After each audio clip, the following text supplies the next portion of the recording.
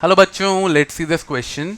A homeowner uses 4 into 10 to the power of 3 meter cube of methane in a year to heat his home. We have to assume methane क्या है? Ideal gas. Under the pressure of 1 atm and 300 Kelvin, the mass of the gas used is x into 10 to the power of 5. The value of x to the nearest integer is. देखते हैं बच्चों यहाँ पर क्या क्या given है. पहले यहाँ पर एक बार की कॉन्सेप्ट देख लेते हैं. यहाँ पर जो की कॉन्सेप्ट यूज हो रहा है वो है ideal gas law. Ideal gas law.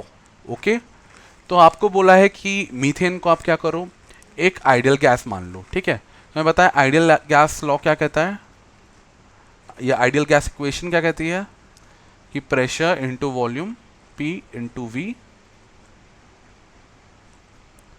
Is equal to nRT.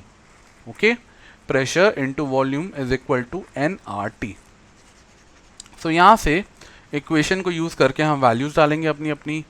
यहाँ पर हमारे पास यहाँ पर प्रेशर की वैल्यू है 1 atm, वॉल्यूम की वैल्यू है 4 into 10 to the power of 3. ये हो गया 1 atm, 4 into 10 to power of 3 metre cube, not litre, metre cube, equal to n into R. अब देखो आर को बोला है कि ये वाली वैल्यू यूज करो, 0.083 litre atm mole inverse kelvin inverse, kelvin inverse mole inverse into temperature जो है 300 केल्विन.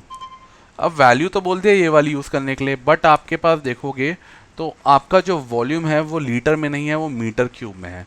सो आपको कन्वर्ट करना पड़ेगा मीटर क्यूब को लीटर में. तो 1 लीटर या 1 मीटर क्यूब, मैं कन्वर्जन बता देता हूँ आपको. Second, yes, 1 metre cube is equal to 10 to the power of 3 litres. ये होता है कन्वर्जन. सो आपको मीटर क्यूब को लीटर में बदलना है, तो आप क्या करोगे, 1 into 4 into 10 to the power of 3 into 10 to the power of 3 वापस से is equal to n into 0.083 into 300. यहाँ से n जो आपका नंबर ऑफ मोल्स है वो निकल सकता है.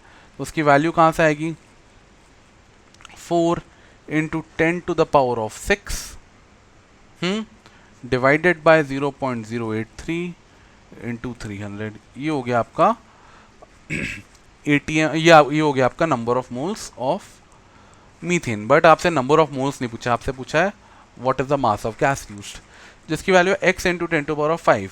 हमें एक चीज़ पता है, नंबर ऑफ मोल्स होता है mass by molar mass.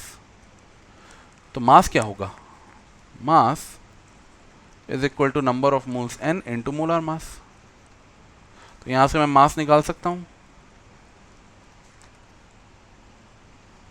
Number of moles कितने हैं, 4 into 10 to the power of 6 into molar mass. Molar mass कितना होगा, मीथेन, मीथेन का मोलर मास कैसे निकालोगे, कार्बन का एटॉमिक मास 12, हाइड्रोजन का 1, 1 इंटू 4 4, 12 प्लस 4 इज 16.